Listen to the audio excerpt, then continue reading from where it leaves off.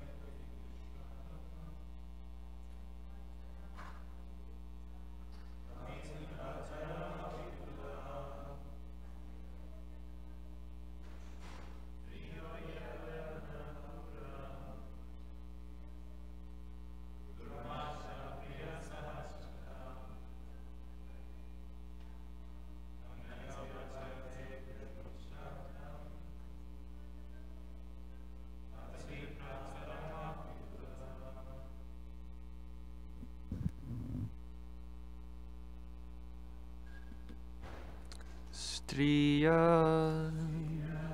women, he, indeed, Akaruna, merciless, Krura, cunning, Durmarsha, intolerant, Priya Sahasha, for their own pleasure, they can do anything. Gnanti, they kill. Alpa arte, for a slight reason. Api, indeed. Vishrabdham, faithful. Patim, husband. Bhrataram, brother. Api, also. Uta, it is said. Now, read the translation purport by His Divine Grace A.C. Bhaktivedanta Swami, Srila Prabhupada Ki Jai.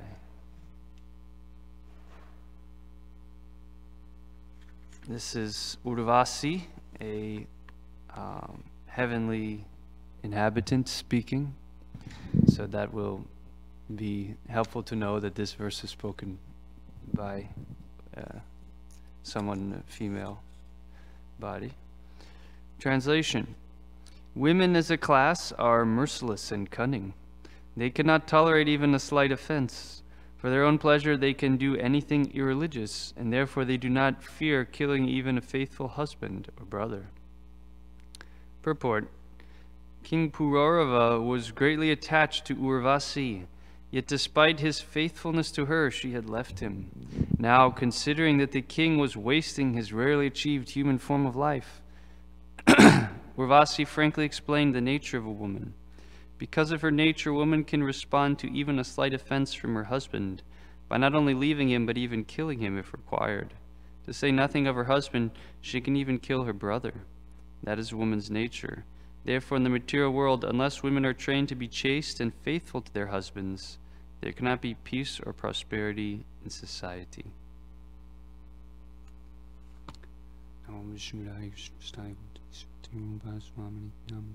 Namo Vishnu Padaya Krishna Prasthaya Bhutale Srimati Bhaktivedanta Swamini Namaste Saraswati Deve Gauravani Pacharine Nirvishesha Shunnavadi Paschati Deshtarine.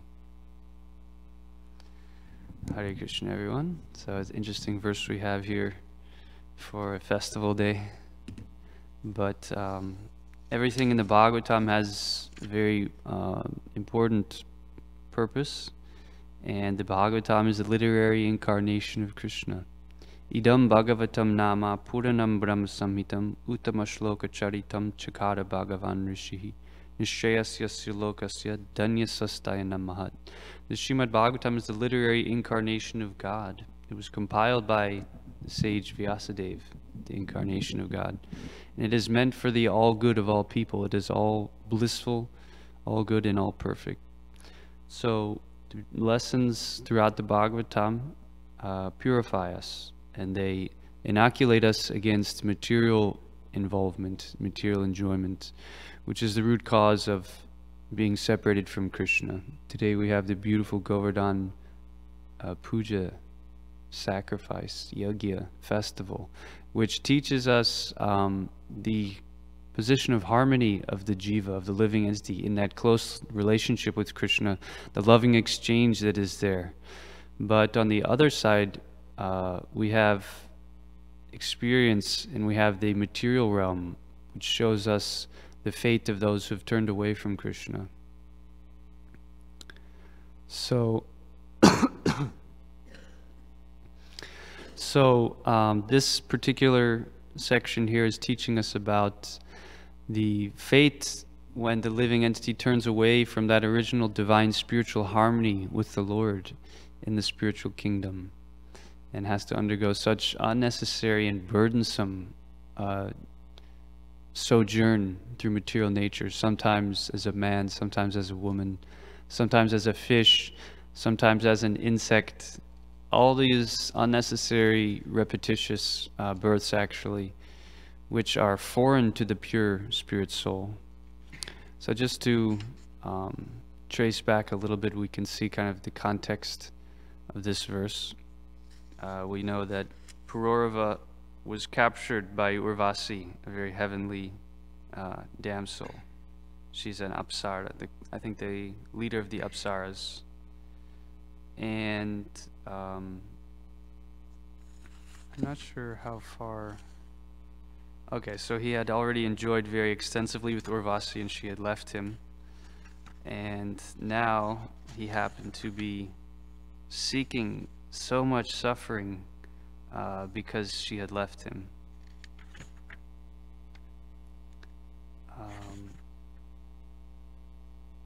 Yes, she had a deal that anyone who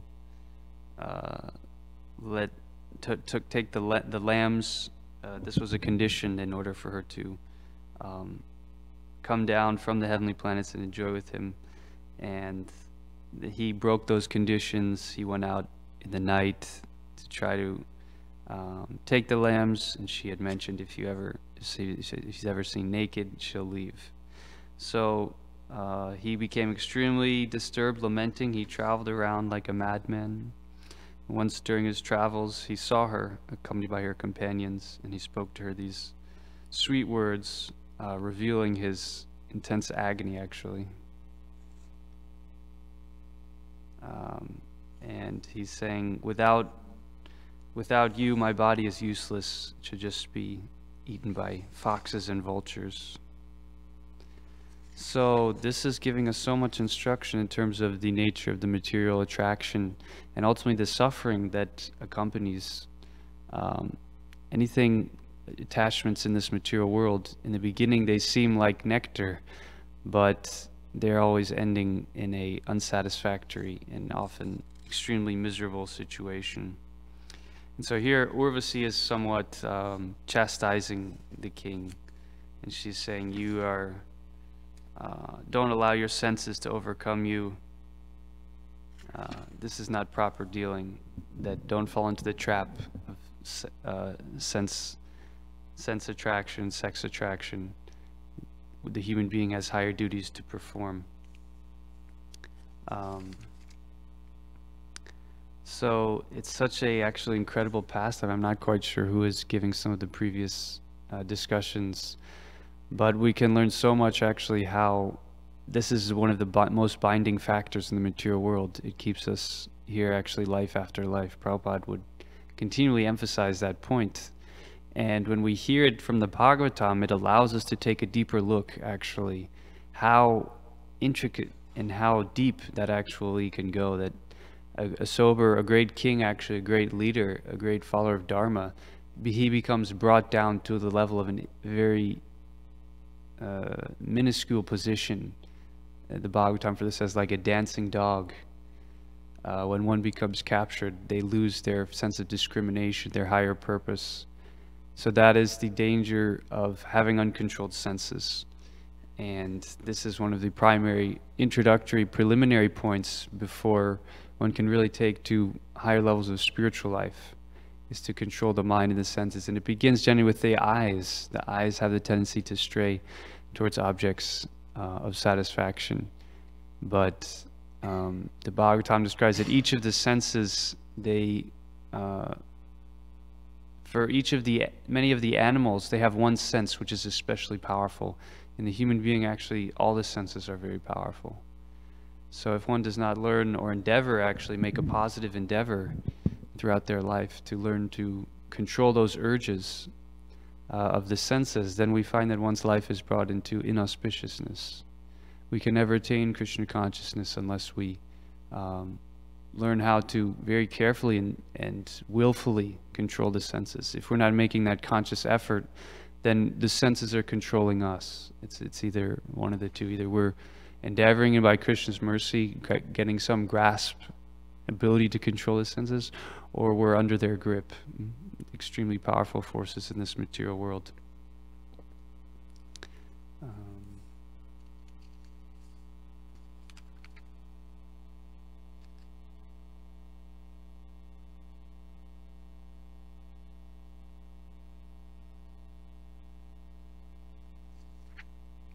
Today's verse seems very harsh also. It seems very strong. Urvasi is mentioning the nature of women. We understand that in the material realm, actually, anyone's position without devotional service is inauspicious. Whether it be a man, a woman, or an animal, without devotion to Krishna, without Krishna bhakti, then there cannot be any auspiciousness. It's also important to note that these type of statements refer to materialistic women, those who have not taken to Krishna consciousness. Anyone who comes to the devotional platform immediately becomes a sadhu or sadhvi, and so they are beyond the material conditionings born of their nature.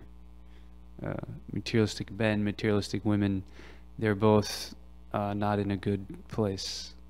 Once one takes to the process of devotional service, however, then immediately divine qualities begin to manifest.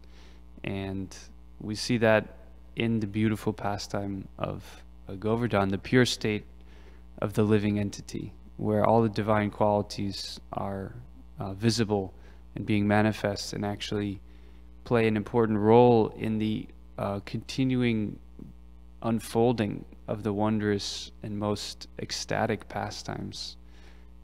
So we might talk a little bit about this Govardhan Puja, Govardhan pastime today. I'm sure in the evening it will be more elaborately discussed. But Govardhan Hill has many, many important aspects of significance.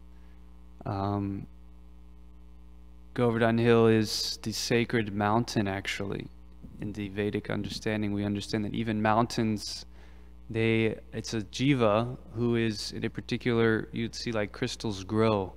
So also mountains can change over time like that. And Govardhan Hill, Giriraj, is actually an incarnation of Krishna himself in the form of a mountain. Therefore, he is the best of mountains. And there's many great, the Himalayas like this are also considered a great mountain. But Giriraj appeared in this world in a very unique way, and he serves such an important purpose in the land of Vrindavan. In the land of Vrindavan, Haridas Varya Krishna is considered, Govardhan Hill is considered the greatest servant, actually. This is revealed in the 10th canto of Srimad Bhagavatam, where the gopis are praying that actually Govardhan Hill, who's the best servant of Krishna? It's this Govardhan Hill, because he's providing Krishna. He knows how to please the Lord by pleasing the Lord's devotees. Therefore, he is the greatest servant. He provides the grass for the cows. He provides cooling lakes, rivers, and waterfalls for the Lord's most intimate devotees, the cowherd boys, to cool off, and trees, caves, like that. We're hearing the position of Krishna in the form of a servant, just as we see Baladev as Krishna himself in the role of a servant. So also Giriraj, he is Krishna himself in the role of a servant. So we can hear a little bit, I'll read one beautiful prayer. It's called the Govardhanastakam, which describes the glories of Govardhan Hill. Obviously very appropriate for today. And Govardhan is so merciful that today is a great opportunity. We endeavor to actually develop a relationship with Giriraj. Giriraj, such a beautiful, ecstatic form of the Lord, actually. Those who've been to Vrindavan, they know there's nothing like going on Govardhan Parikram. My Guru Maharaj says that when he thinks of Vrindavan, he thinks of Govardhan Hill. So this is a nice prayer. It was composed by Srila Vishwanath Chakravarti Thakur. And we'll kind of just understand and appreciate the mood of an advanced devotee in relationship to Giriraj. May Govardhan Hill, which by Krishna's mercy became the king of all mountains and received the respectful tribute of its arch enemy Indra, fulfill my desire. As it was held above the earth, it became so filled with happiness by experiencing the softness of its beloved Krishna's lotus hand. It did not even know it was being struck by Indra's thunderbolt. May Govardhan Hill fulfill my desire. Trying to collect a toll, Krishna quarreled there with King Vrishabhanu's daughter. The personified Vedas yearn to list that quarrel. May Govardhan Hill fulfill my desire. Bathing in a nearby lake, the elephant of a pleasant breeze covered with pollen of kadamba and other flowers gracefully plays there. May Govardhan Hill fulfill my desire.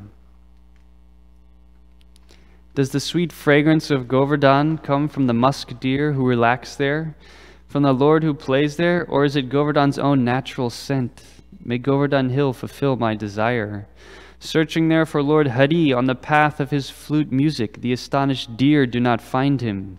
May Govardhan Hill fulfill my desire. As the divine couple traveled on the Ganges there, the boat began to sink in the middle. Krishna was splendidly handsome as Radha clung to his neck. May Govardhan hill fulfill my desire. Without taking shelter of the feet of the hill that is the best of Lord Hari's servants and full of love for the divine king and queen, how is it possible to attain pure devotional service? May Govardhan hill fulfill my desire. Then there's a Palashruti. May the reader of these 8 verses glorifying Lord Hari's greatest servant, his heart melting with pure love, quickly attain direct service to the lotus feet of Sri Radha Madhava. So Govardhan Hill is the place of, it's the residence. It's the most beautiful. Generally, in the material world, we try to imagine some place that will be very wonderful, right? Either very romantic or very comfortable. But in the spiritual world, the actual original feature of residence or of enjoyment is Govardhan Hill. All of the pastimes generally, Krishna goes out in the forest, and there's so many places on Govardhan Hill where the Lord and also Krishna and the gopis, they enjoy so many variegated pastimes. There's beautiful caves filled with jewels, lush forests, grasses, crystal lakes, flowing waterfalls. When we read about Vrindavan, the idea is that it actually creates a type of meditation, and therefore it awakens an attraction. Actual desire at some point has to manifest that I don't want to be in this material world. I don't want to have to go through the perverted reflection of reality. We're hearing here, this is the perverted sphere where all of the original divine qualities, the original kama of the soul, the raga of the soul, is for actual pure love of Krishna. When that gets perverted, then in the material world, it takes the exact opposite form, and it turns into lust. And from lust comes anger, greed, so many wicked, evil things in this world. This is the comparison that we're hearing today, actually.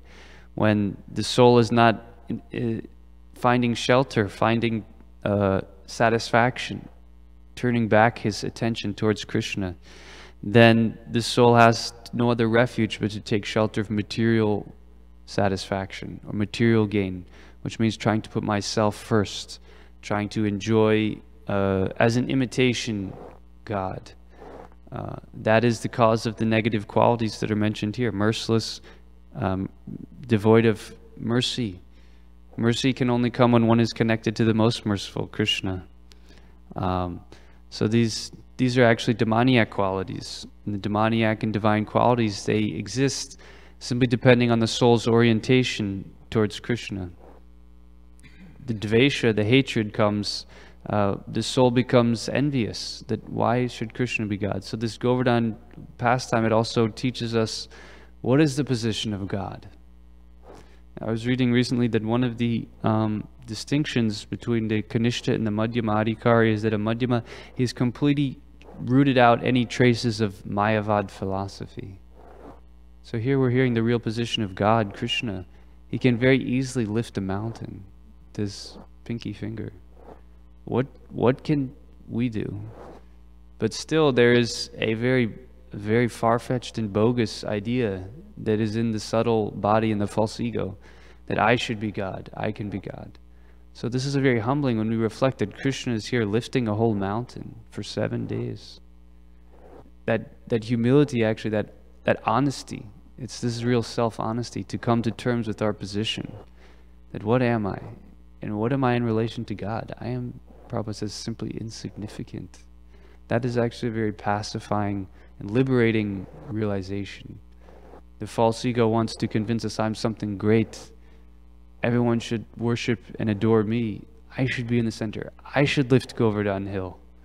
But a pure devotee, he's completely averse to even that concept. That has a bad odor, that type of consciousness. It's a contaminated and offensive. Right? That's what keeps us here in the material world. So coming to a position of genuine humility, this Leela teaches us. And that is important to meditate and reflect on and actually weed out this illusion that keeps trying to tell us that how great we are, how important we are, all these different things. There's just a few more points we can examine in this Leela. I don't know if we should go through the whole thing. I'm sure this evening it will be further explained. But basically, Krishna in Vrindavan, he saw that his family, his devotees, were giving their worship to Indra. And specifically, he noticed that Indra had become proud. We know that Krishna does not tolerate pride, even an iota of pride in his devotee. We all have experience. We may be doing some nice devotional activity, but as soon as pride comes, the productivity devotionally and externally of whatever we're doing is immediately compromised. Immediately, it's said that Krishna changes his attitude whenever Krishna sees pride. So even we may have some very small service, but if pride, and what is pride? Pride is actually, it's a comparative emotion. It compares ourselves to others. It puts others down and puts us up. So Krishna doesn't appreciate that. Krishna doesn't like that. This is part of the nature of Krishna. He's a person. He has likes and dislikes. So he doesn't like to see when one devotee becomes especially proud of his service and thereby denigrates the service of others. He doesn't tolerate that. So then immediately he changes his attitude towards the devotee. Immediately then I don't get the same kind of experience in my service. And also then Krishna shows us, what is our service? Our service is only dependent on him, actually. He's the only doer. And we're sometimes forced to learn the hard way that without Krishna's mercy, all of my attempts are failures, actually. And Krishna has to show us that. We have to always, a devotee has to conscientiously always remain humble. He knows that any good that he's doing, Krishna's hand is behind it. On my own, what can I do? That is important in the beginning, the middle, and the higher stages of bhakti throughout. Again, the false ego continuously is whispering in our ear, you did great, you're the doer, look at it, all you've done. Look, they're not doing anything. They're still struggling. That is the dictation of Maya. The devotee, though, he has to conscientiously guard himself against that with his intelligence, his mind, associating with devotees who are free from pride. By that, he will also root out that gross impurity. So, he saw that Indra had developed pride. Now, Indra is a very great, actually, personality within the material world. He's the king of heaven. So, what are we? We're not even a king. What to speak of the king of heaven? We're not even such a high or important right? We're a Kali Yuga, very insignificant, very fallen. We can hardly, get our act together on a day-to-day basis. So, what to speak of having, problems ourselves? So Indra is very, very exalted. He's the king of all of the demigods. So we get proud even though we're kind of stumbling along. Indra, imagine the opportunity that comes in a position like Indra.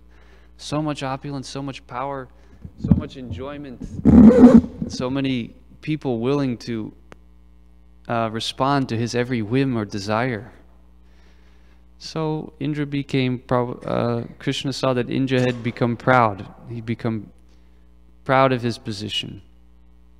And to see that his most beloved devotees, actually, Nanda Maharaj, Yashoda, the devotees for whom Krishna are more dear to Krishna than his life, the devotees for whom Krishna exists to reciprocate with their love, they were directing their attention and their worship to Indra.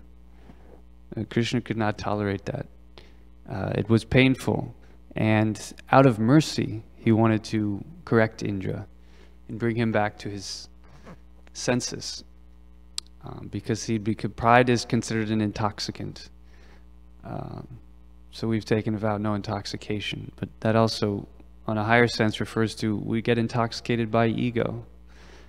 So Krishna couldn't tolerate this pride in the heart of his devotee, and that in Vrindavan, his dearmost devotees were directing their focus and attention that way.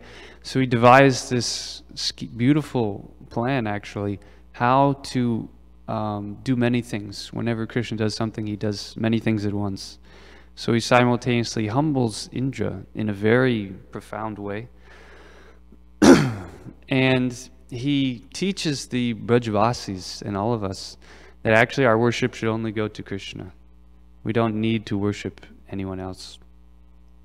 And that is easy to grasp intellectually, but very practically it's not so easy, actually. We still put our faith in so many different things, actually. Krishna is there continually beckoning us within our heart to turn towards him, and that we can find everything we need under the shelter of Krishna, under the shelter of Giriraj, Krishna himself.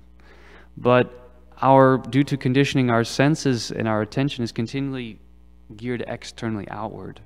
We're continually looking for something. No, Krishna can't do that. Krishna, I have to go somewhere else. I have to be practical. I have to take the matter into my own hands. But Krishna wants to put the devotee in the most dependent position, that in any circumstance, I depend on Krishna. That is a position of Sharanagati. To accept things favorable, reject things unfavorable, accept Krishna as one's maintainer. Only Krishna can actually maintain me. Only Krishna is my real protector. And to fully surrender and be humble. These are very deep principles that we can spend our whole lifetime actually trying to study and imbibe in order to emulate, follow in the footsteps of those who are actually living a fully surrendered devotional life. So then Krishna begins to speak very confusing word jugglery, karma mimamsa philosophy to his father Nanda Maharaj, saying, why are we worshipping Indra? These rains, they're coming because of karma. Karma is actually the highest principle. Everyone gets a result of their work. And Nanda Maharaj is thinking, these are so sweet words from child Krishna. How can he understand these things? But Krishna exhibits such potency that he actually convinces Nanda Maharaj and the other coward men that actually they should direct. I'll read just a few lines from Prabhupada's Krishna book, which is very nicely explaining the nature of this sacrifice and Krishna's request.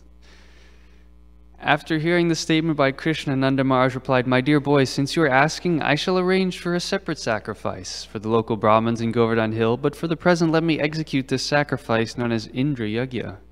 But Krishna replied, my dear father, don't delay. The sacrifice you propose for Govardhan and the local Brahmins will take much time. Better take the arrangement and paraphernalia you have already made for the Indra Yagya and immediately engage them to satisfy Govardhan Hill and the local Brahmins. Nanda Maharaj finally relented. The coward men then inquired from Krishna how he wanted the yagya performed, and Krishna gave them the following directions. Prepare very nice foods of all descriptions from the grain and ghee collected for the yagya. Prepare rice, dal, then halava, pakora, puri, and all kinds of milk preparations such as sweet rice, rabbi, sweet balls, sandesh, rasgulla, and laddu. And invite the learned Brahmins who can chant the Vedic hymns and offer oblations to the fire. The Brahmins should be given all kinds of grain in charity. Then decorate all the cows and feed them well. After performing this, give money and charity to the Brahmins. As far as the lower animals are concerned, such as dogs, and the lower grades of people, such as the Chandalas or the 5th class, who are considered untouchable, they may also be given sumptuous prasad. After nice grasses have been given to the cows, the sacrifice known as Govardhan Puja may immediately begin. This sacrifice will very much satisfy me. So Krishna instructs that actually you should worship Govardhan Hill. And this is a nice point. Prabhupada mentions the sacrifice known as Govardhan Puja is observed in the Krishna consciousness movement. Lord Chaitanya has recommended that since Krishna is worshipable, so his land, Vrindavan, and Govardhan Hill is also worshipable. To confirm this statement, Lord Krishna said that Govardhan Puja is as good as worship of him. From that day, Govardhan Puja has been going on and is known as Anakut. In all the temples of Vrindavan or outside Vrindavan, huge quantities of food are prepared in this ceremony and are very sumptuously distributed to the general population. Sometimes the food is thrown to the crowds and they enjoy collecting it off the ground. From this we can understand that prasadam offered to Krishna never becomes polluted or contaminated, even if it is thrown on the ground. The people therefore collect and eat it with great satisfaction. Thus the Supreme Personality of Godhead Krishna advised the cowherd men to stop the Indra Yagya and begin Govardhan Puja in order to chastise Indra, who was very much puffed up at being the supreme controller of the heavenly planets. The honest and simple cowherd men, headed by Nanda Maharaj, accepted Krishna's proposal and executed in detail everything he advised. They performed Govardhan worship and circumambulation of the hill.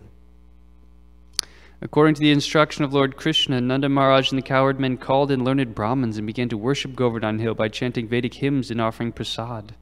The inhabitants of Vrindavan assembled together, decorated their cows, and gave them grass. Keeping their cows in front, they began to circumambulate Govardhan hill. The gopis dressed themselves very luxuriantly and sat in bull-driven carts, chanting the glories of Krishna's pastimes. The Brahmins assembled there to act as priests for Govardhan Puja offered their blessings to the cowherd men and their wives, the gopis. When everything was complete, Krishna assumed a great transcendental form and declared to the inhabitants of Vrindavan that he was himself Govardhan hill, in order to convince the devotees that Govardhan hill and Krishna himself are identical. So this is further described that Govardhan hill mountain was there, and they were collecting all of these foods and doing all of this beautiful yoga and worship and sacrifice. And then Krishna, although he was standing there, and Krishna was actually worshiping himself as Govardhan hill, he has simultaneously assumed a form on top of Govardhan hill, a great form on top of Govardhan hill. So the residents of Vrindavan saw that Krishna was there, but he's also, so they're realizing, oh, Krishna is both. And then Krishna honored all of their offerings. Then Krishna began to eat all of the food offered there. The identity of Krishna in Govardhan hill is still honored, and great devotees take rocks from Govardhan hill and worship them exactly as they worship the deity of Krishna in the temples. The followers of the Krishna conscious movement may therefore collect small rocks or pebbles from Govardhan hill and worship them at home, because this worship is as good as deity worship. The form of Krishna who began to eat the offerings was separately constituted, and Krishna himself, along with the other inhabitants of Vrindavan, offered obeisances to the deity as well as Govardhan hill. In offering obeisances to the huge form of Krishna in Govardhan hill, Krishna declared, "Just see how Govardhan hill has assumed this huge form and is favoring us by accepting all these offerings." Krishna also declared, "One who neglects the worship of Govardhan Puja, as I am personally conducting it, will not be happy. There are many snakes on Govardhan hill, and persons neglecting the prescribed duty of Govardhan Puja will be bitten by these snakes and killed. In order to assure the good fortune of the cows and themselves, all people of Vrindavan near Govardhan must worship the hill, as prescribed by me." Thus, performing the Govardhan Puja, all the inhabitants of Vrindavan followed the instructions of Krishna, the son of Vasudeva, and afterwards they returned to their respective homes. And then, from that beautiful sacrifice, then they heard the patter of rain. Then Indra became upset, and Indra began to create a very furious storm, and he actually attempted to kill the residents of Vrindavan, which was, we can't imagine what type of offense that is, to try to kill Krishna and all of the inhabitants of Vrindavan. So Krishna performs his most beautiful and touching and a very memorable pastime, where this gigantic rainfall, columns of rain and ice are coming down, and Krishna tells his most dear devotees, "Don't be afraid," and he divinely lifts up Govardhan hill, and all of the inhabitants huddle together underneath. At first they weren't sure, but they kind of crawl through, and then they see there's so much space there, and it becomes like a beautiful transcendental arena. And they see this divine vision that Krishna simultaneously performs many things, as you said. And one thing Krishna wanted to do was give all of his inhabitants the opportunity to just be with him for 7 days, continuously. Because in Krishna's normal pastimes, it's always separation and union, that ebb and flow of that intense ecstasy, and then that extremely transcendentally painful separation from Krishna when he goes out to the forest. But here he wanted to allow all of the inhabitants around at the same time to get satisfaction by being with Krishna, by seeing him. So for 7 days, all of the inhabitants together, they totally absorbed just taking Krishna's darshan. And Krishna himself was entranced, seeing all the faces of his own devotees. So Krishna's activities simultaneously bring pleasure to the devotees, and Krishna gets immense satisfaction by their own love. So this is a little background. I know you all have most likely heard this pastime, of course, but every festival is an opportunity to go a little deeper, to increase our knowledge or devotion for Govardhan, and we can reflect the privileged position of these Brajabasis. They have, in one sense, rejected the idea of trying to become one with Krishna, trying to enjoy separately from Krishna. They are exclusively devoted to him. Therefore, they are able to relish the unlimited satisfaction of the soul. And on the other hand, in the material world, those who have foolishly turned away from Krishna are therefore undergoing a bitter experience in samsara, the illusion of material identification, material consciousness, being afflicted, the heart burning with negative, demoniac qualities. The soul never finds satisfaction, right? His thirst never gets quenched. It's described like a blazing fire, the cycle of samsara. And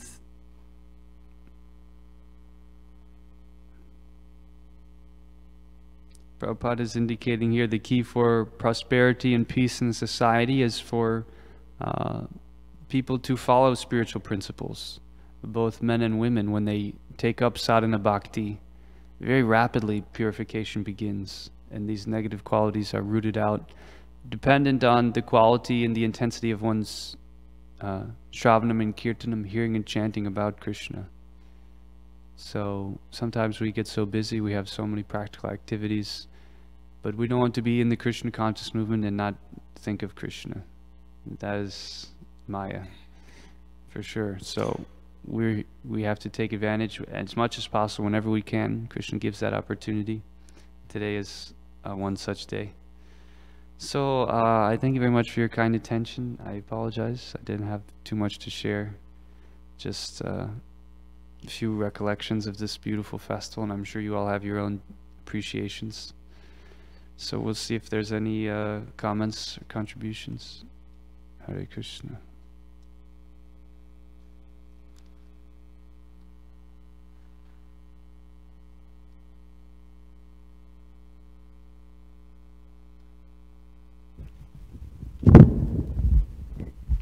Hare Krishna, Prabhu. Thank you for your class once again. A wonderful class again, and you made a lot of nice points.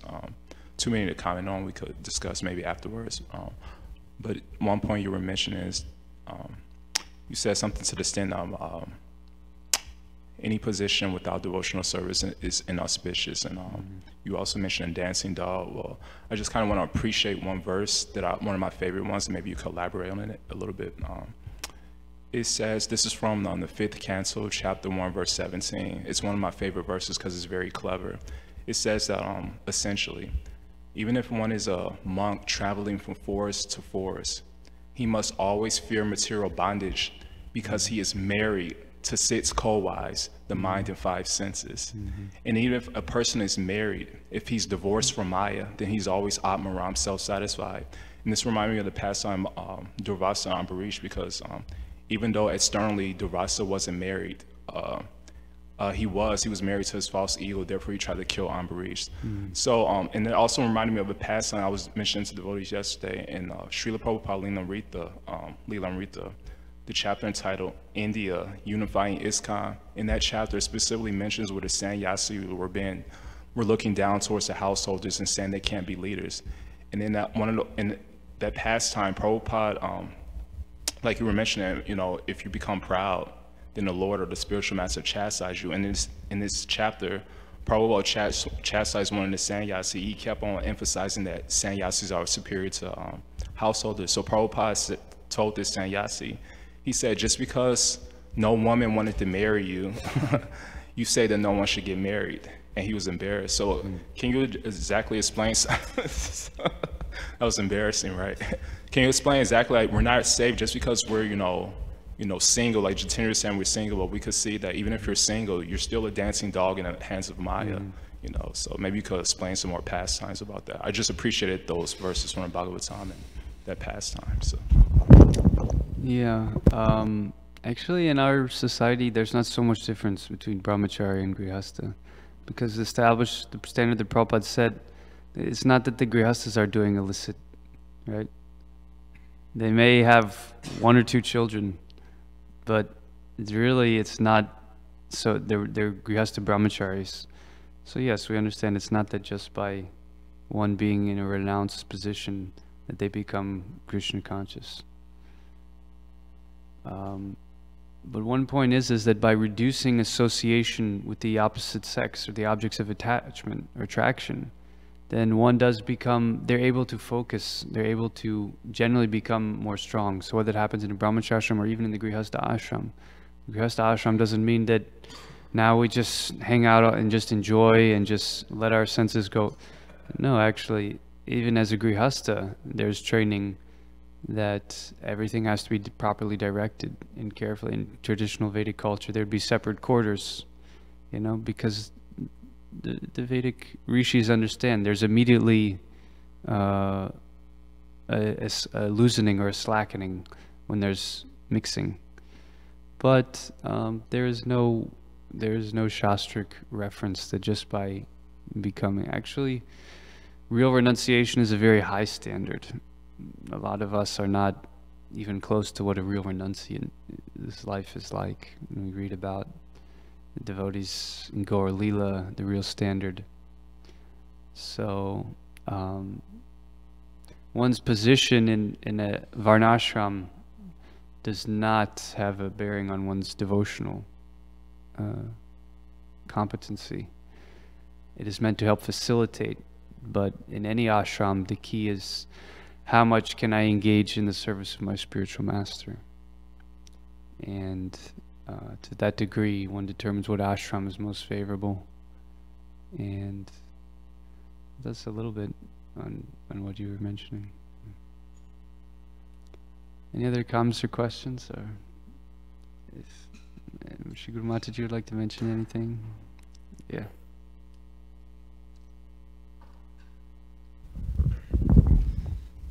Appreciated your point about Govardhan Hill and the pastime of Govardhan Hill. Specifically,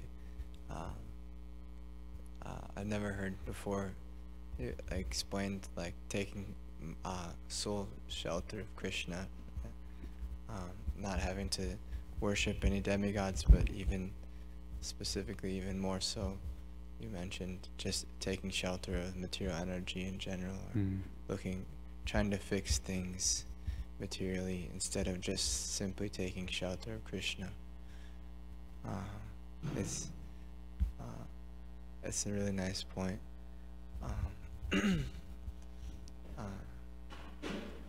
I was wondering, like,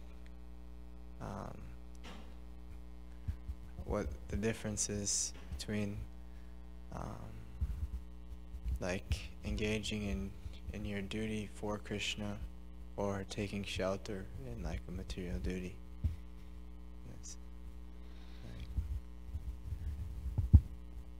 Taking shelter of material duty? Can you be any more clear? Like we're taking care of our bodies and things for our service for Krishna. That's like we're still taking shelter. Like as a grihastha, you may not live in the temple and things like that. Even if you're living in the temple, you have to do some duty to maintain your body that's not directly hearing and chanting about Krishna. But let's say like grihastha ashram, you have a specific occupation, like, and then, but there's a subtle difference between like taking shelter of that and then rather than taking shelter of Krishna. You see what I'm saying? A little bit. There's a difference between taking shelter of that You mean in sense of like, this is where I'm finding happiness? I'm just wondering if you have any thoughts on like the difference between that. Okay. It's actually very unfortunate in Kali Yuga, the working situation. In a general Vaishnava culture, one wouldn't have to go and spend 8 hours a day with materialistic people just to maintain themselves. Right? There should be a community, devotional community, specifically simple living like this we can maximize, because life is short. We want to utilize, we don't want to waste any time. So, you know, it's unfortunate in our society that devotees have to do that to maintain themselves. For them, very careful guidance and sadhana planning allows them to function, even though having to do a duty, but not allowing that to seriously compromise their spiritual life.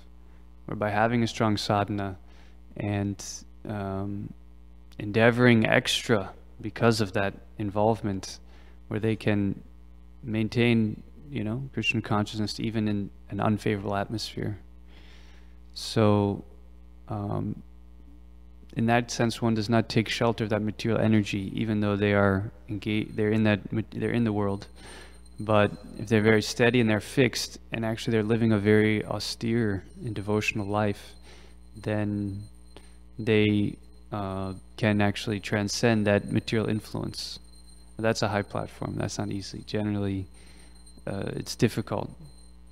And taking shelter of Krishna, you're saying on one hand, taking shelter of one's material duty. So it's difficult, from what I understand, that it's difficult to be Krishna conscious in the workplace. Prabhupada wanted that we establish communities so that devotees don't have to do that so much. Non-devotee association is a very difficult situation. And I think sometimes we don't realize actually that, and we can very much be weakened if we're not cautious or on guard or have very strong spiritual sadhana. So one may be in that, but they don't want to take shelter of their duty in terms of actually feeling satisfied, you know, that this is, we don't want to take satisfaction, find anywhere except in Krishna, except in our relationship with Krishna, except in devotional service. So the relationships or the environment, we don't want to seek happiness there. Actually, we want to seek happiness in devotee association, in the service of the Lord, the deity, the devotees. That takes a very conscientious effort, and that's difficult, from what I understand. So the majority of people will be in that position, that they will be grihastas. So there's a lot of energy in our movement in terms of finding those situations to make better situations for devotees. And those who don't have to be in that situation can be very grateful for whatever reason, just because of our age or our position. We're not in that realm now or yet. And so we can take full advantage and try to fortify ourselves through the message of Bhagavatam, that whenever we have to go out in the world or anything like that, then we can seek shelter of Krishna, which requires one-pointedness. It requires a firm dedication. Generally, the grihastas, although they have to be in that atmosphere, they purify themselves through giving charity.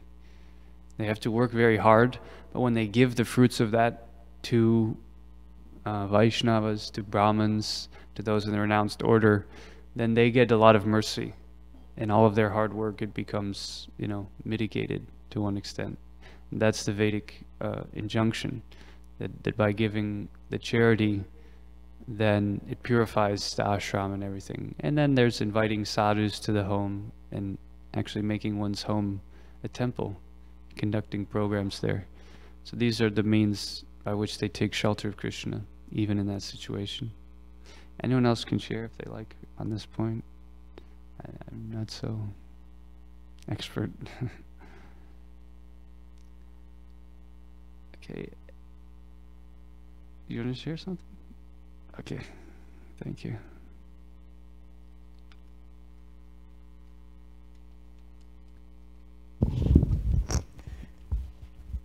This topic about grihasthas and brahmacharis just started, and it's like grihasthashram is also difficult, but at the same time, it's when it's done properly, it's a great opportunity to show the world how like you can live, maintain your family, at the same time devote everything to God.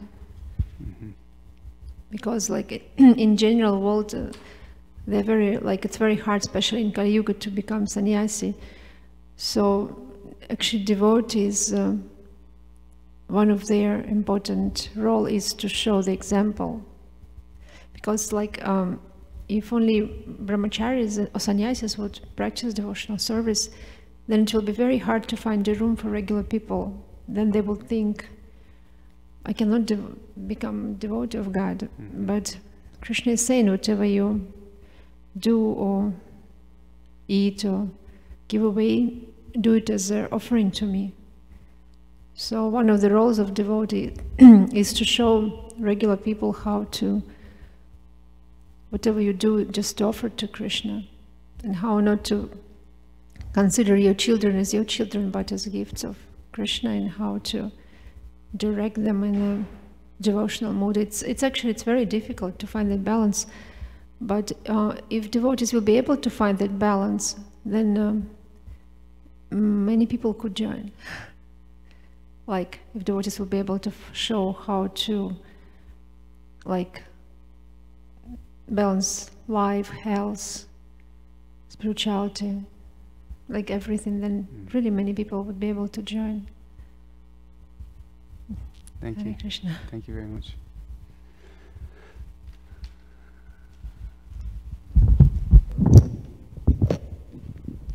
Okay, I think we'll stop here. We have some nice festivities today. The program tonight will begin at 6 o'clock. Thank you all so very much for your kind attention, and I ask your forgiveness and blessings that anything I said, you will forgive me and be merciful. Srila Prabhupada ki jai.